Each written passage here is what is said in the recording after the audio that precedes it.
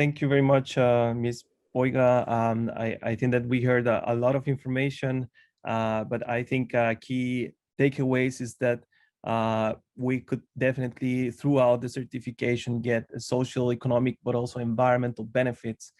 And this is one of the main ideas of how, for example, our Mauritius pro-handprint innovation approach blends with the MS 165 certification.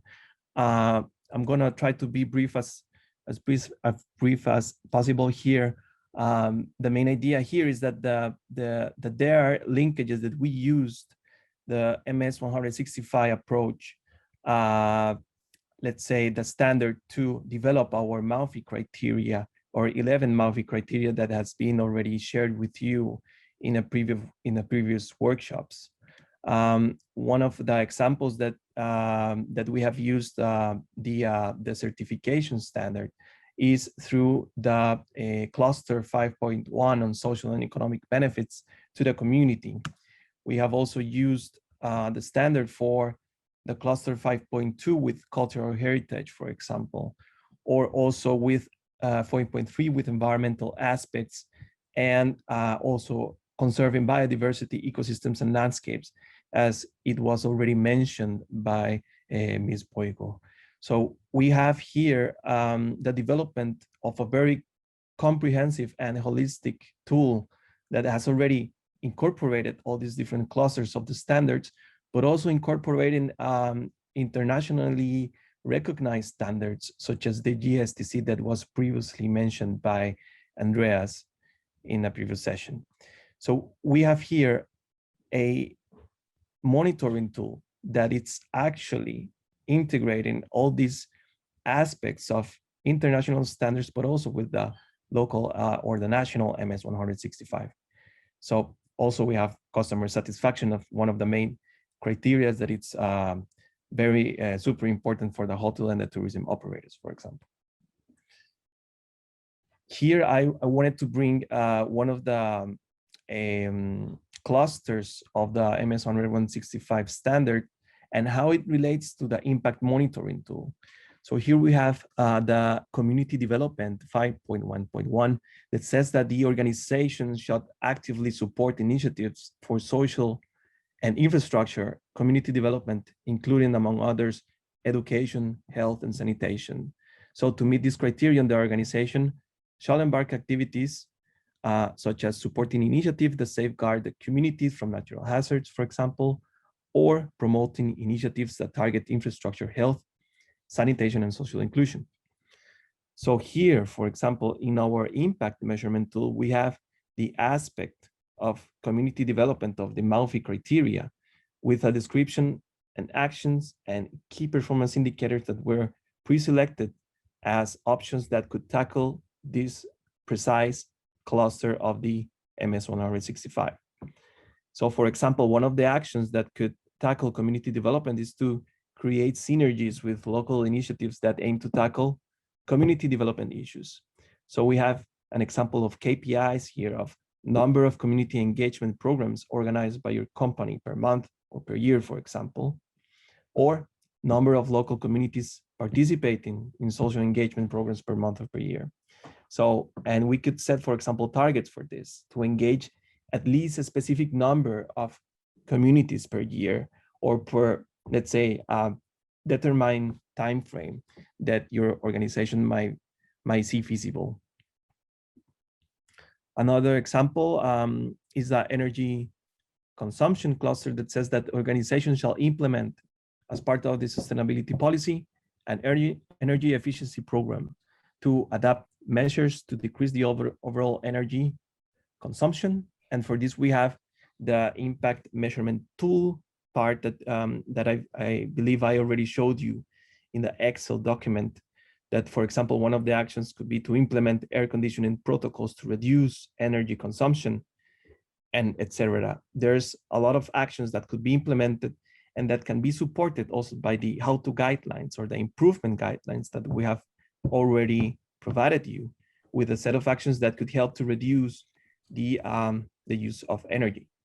Some KPIs that were already mentioned is to for example, having the percentage of reduction of your energy consumption, kilowatts per month, for example, or per year. And then we can also calculate greenhouse gas emissions with the values that we achieve in these reductions. So, and we also have targets, for example, that could be developed for communication purposes or for, let's say, or for creating ambitious targets within the organization. For biodiversity, we have also the cluster in MS 165 that says that organizations shall manage its own property effectively in order to support and contribute to biodiversity conservation, including supporting natural protected areas and areas of high biodiversity value that can be done by contributing and support nature conservation, either financially or in kind, or communicating conservation activities to staff. So in the impact monitoring tool, we have also this cluster integrated with actions, for example, such as implement activities that aim to protect and conserve nature, for example, conservation and protection of marine life, forest ecosystems, lagoons, rivers, coastal ecosystems, beaches, coral reefs, for example, among many others. So here, one of the KPIs that we could use to monitor and to measure progress throughout time is to map the number of activities that support nature conservation per year, or for example, number of tourists taking part in your nature conservation activities. This last one is an interesting one because it already places the tourists as a main actor of change that could be used to achieve your biodiversity KPIs and to achieve your biodiversity targets, for example. So these are ways where you can actually gain some insights on how can you measure and collect data of each one of the clusters that were mentioned in the MauPHI 11 criteria, but also in the impact monitoring tool. So here is again the image of how the monitoring tool looks like. We also have, for example, in the right side, some columns indicating that you can actually achieve a specific kind of progress to monitor a long time, who is going to be in charge, and period of when does a specific activity will take place. And of course, as I mentioned, we have already predetermined some KPIs and targets that you could take into consideration. And yeah, and this tool can be adapted to achieve any international, for example, standard or the MS 165. And it is also including the most impactful aspects that are considered by stakeholders globally.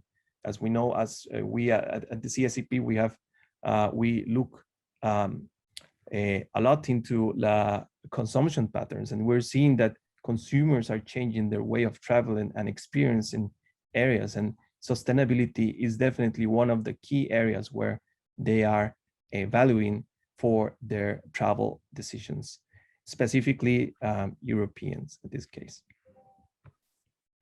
So just to end this session, we invite you to try out the impact measurement tool today. And if you have any questions or any feedback for it, we'll be happy to have them, and so that we can actually improve this tool, and this will be shared to you in a Sustainable Island Mauritius toolbox that we'll provide to you, and that will be announced at the end of this workshop day.